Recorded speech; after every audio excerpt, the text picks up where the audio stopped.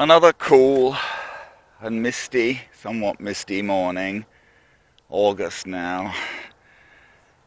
Having trouble with this guy. This is the E-flite UMX Cessna 182. Had him out yesterday. I was having some real trouble with him. Basically, I just could not seem to get him to turn left in unstabilized mode, or at least sometimes I could, but it was a real fight a lot of the time. A real fight.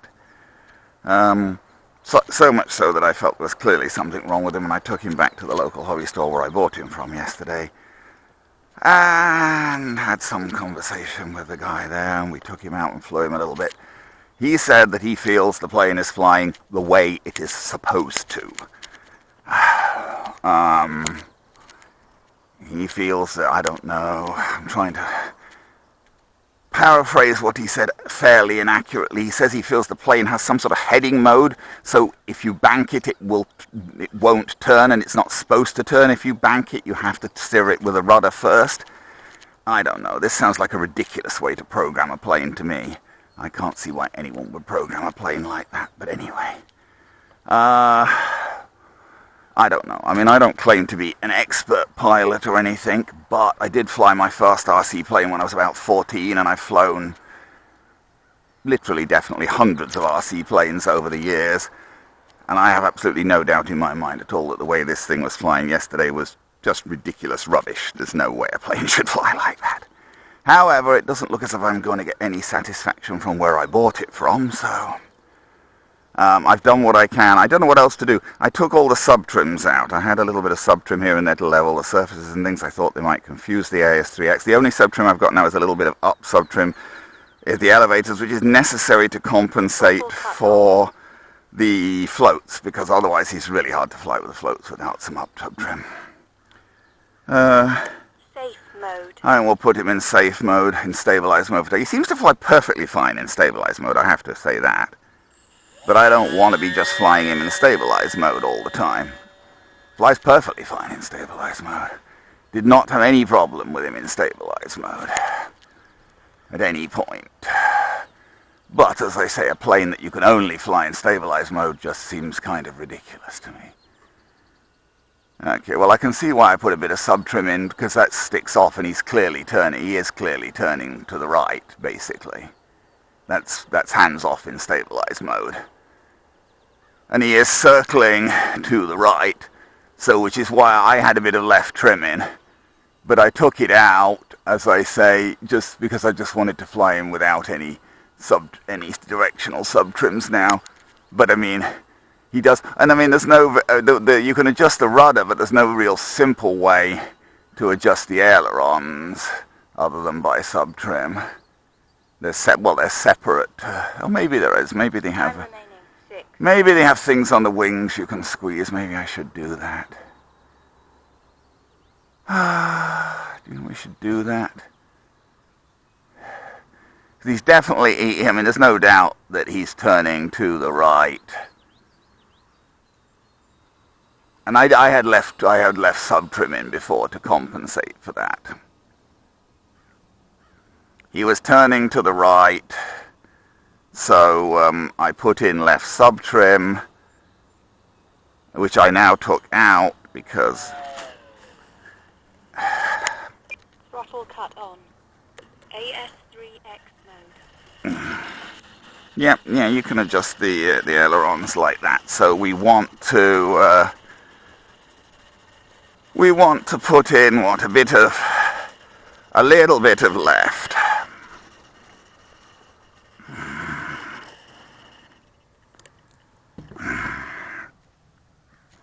Yeah, I mean, it's not much at all. But we want to put in a tiny bit of left trim so he doesn't turn to the right all the time.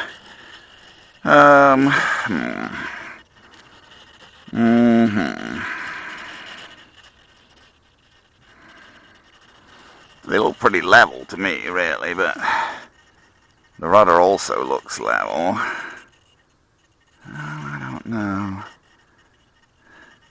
No, maybe we'll try and, instead of doing it, because the ailerons look level to me. So maybe we'll just try and put a teeny bit more right rudder in there. Just a little bit. No, see, that looks too much.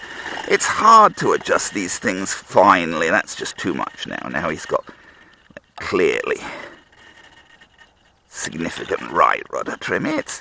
That's why subtrim's nice, because you can do it more gently. This thing, it's really hard to do very, very fine trim, mucking around, bending these wires.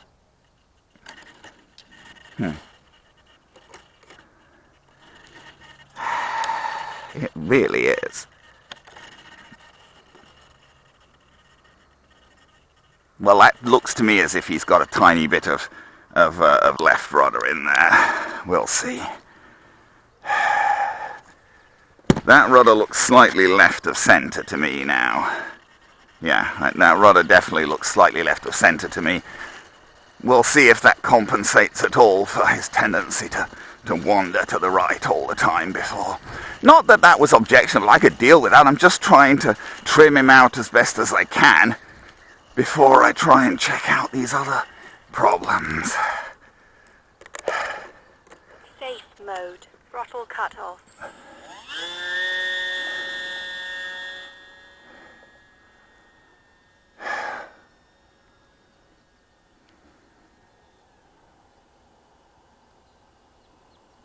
Well, that's hands off.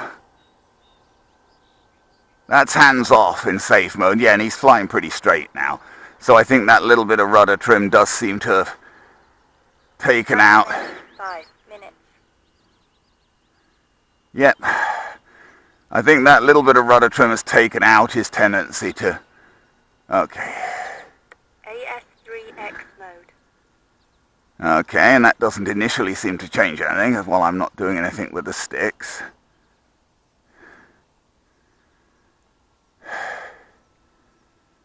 Well, I'll be very happy if he works properly now. I was having a lot of trouble with him yesterday, but if I can get him to work today, that's great.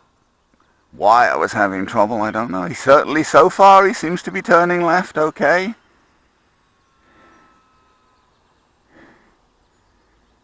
Doing better than I was yesterday. I couldn't naturally turn him to the left like this yesterday in AS3 in non-stabilized mode. Well, I'm blowed if I know. 4 minutes. Yeah, no, he's not doing that weird, so far at least, he's not doing that weird stuff he was doing yesterday, not at all.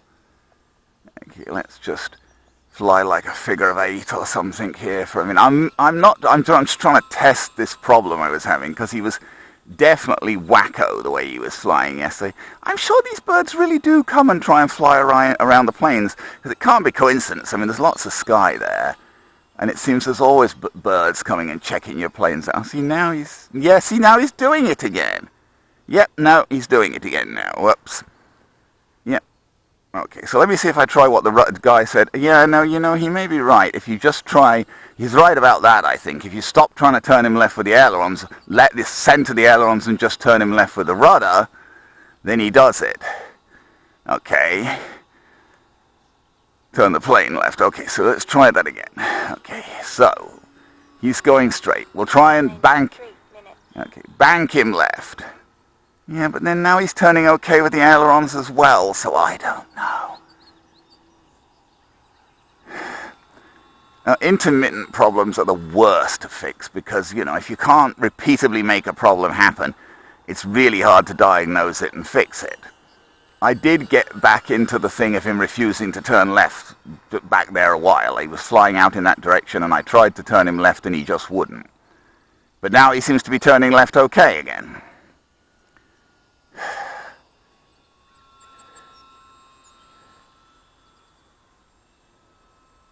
I don't think, you know, he's perfectly fine, you know, in terms of pitch control. I never had any, felt there were any issues with pitch control.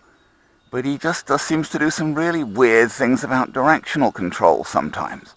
Time remaining 2 minutes. minutes. But only sometimes. He's only done it once so far, this flight. Once I got him out there going to whatever the direction that is, northeast, and tried to turn him back in, and he didn't want to. And I just let go of the sticks and then initiated a new turn with the rudder, and it worked.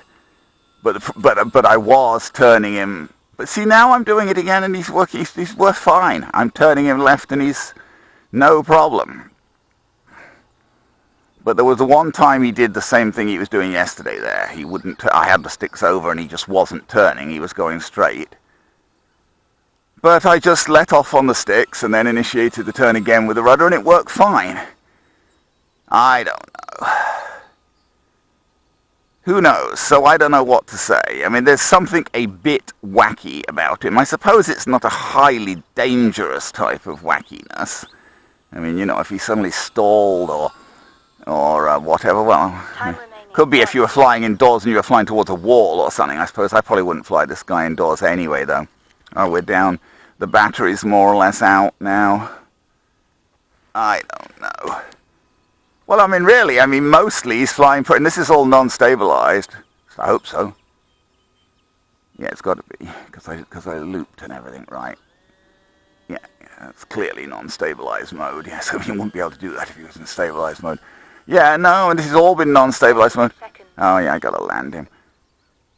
He's basically fine. Mostly. I mean, he once today he did that whole thing. 30 seconds. Safe mode. Yeah, we'll put him back in stabilized mode and land him quickly. No, he can't have any real serious battery time left now.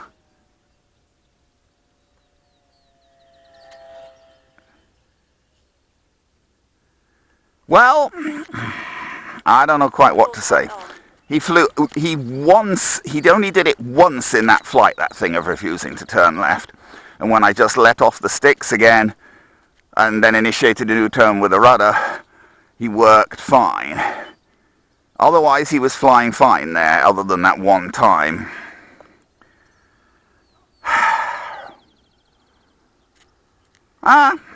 You know.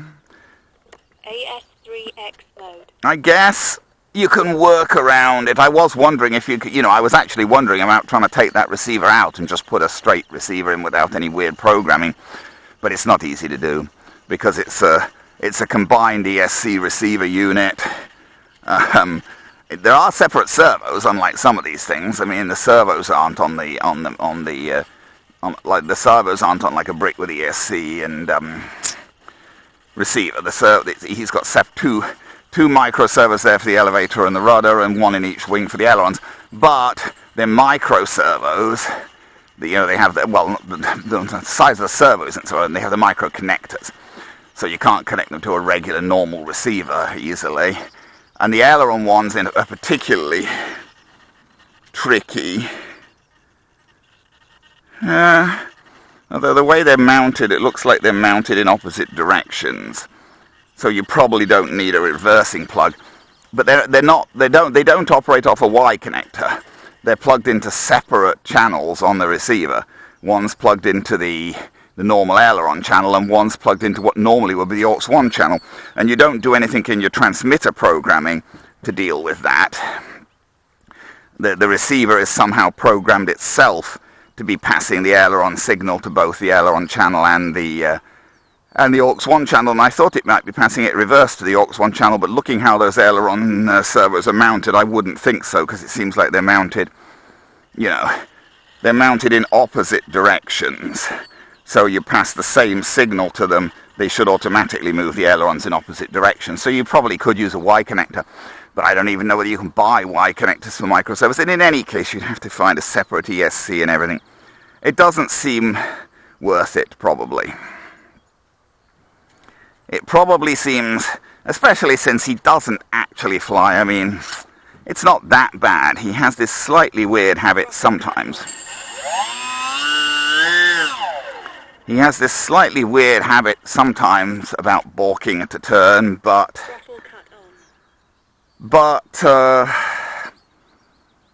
it seems like you can sort of get around it. So at least outdoors, you probably shouldn't have too much problem. I'm still rather uneasy about him, but I guess I'm not going to do anything. I'm not going to do any radical surgery on him for the moment.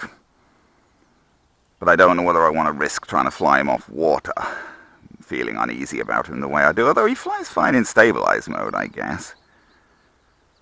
Oh no, I thought that was grass, it's just a reflection. Okay, well, I don't know what to say. I certainly didn't have as many problems with him today as I did yesterday. But I did, you know, he did do that weird thing where he wouldn't turn once. And it's got to be something kind of slightly weird with the AS3X programming, but I mean, the guy at the hobby store is probably right that, you know, the way to get around it is to just start a turn with a rudder if you're having a problem with it. It's never nice to feel that when the plane won't respond to normal natural controls, though. But what can you do? We'll see.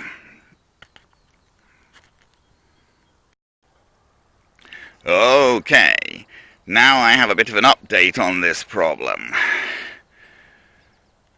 I think I may have found the solution to the problem. See, I don't know what you can see in there. There's a loose servo arm. I think what happened was I took the front wheel off to put the floats on because the front wheel was sort of in the way with the floats and things. And I guess when you take the front wheel off, that servo, there's nothing holding that servo arm on, and it's just come off loose.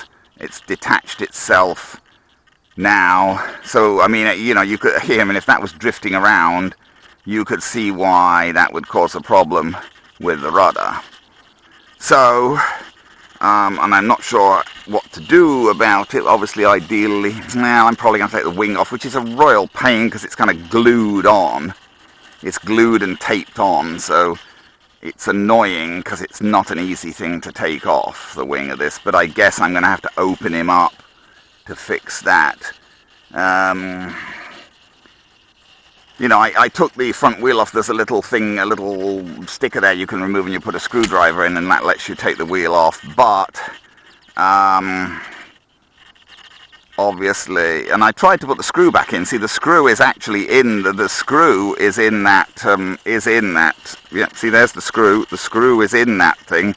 But obviously when I put the screw back in, I didn't manage to get it to really engage properly.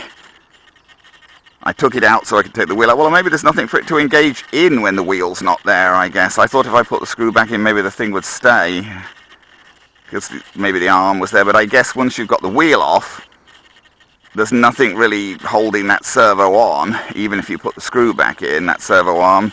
So it was drifting around loose, and of course it's got an arm connecting it to the rudder servo there. That's the arm going forward for it.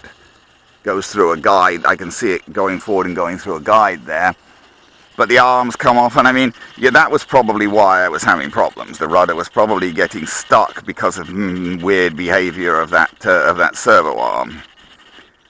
Now it's just drifting around loose, but we don't want parts drifting around loose inside the plane, and I don't know whether there's going to be any way of getting it out without taking the plane apart. Probably not, but what can you do? Anyway, at least I've that's an answer to the mystery of why he was acting wacko, but albeit not an answer, a slightly annoying. I wonder if I can shake it out through that hole. We'll see. That would be nice if I could just shake it out through that hole, get the servo arm out through the hole. Although even then you might worry that even where it's gone now, there it is. You might worry that the arm might cause problems, even if I get the rod. Anyway, I don't like complete mysteries, and I think that's a likely answer to the problem. So we'll see what we can do about that.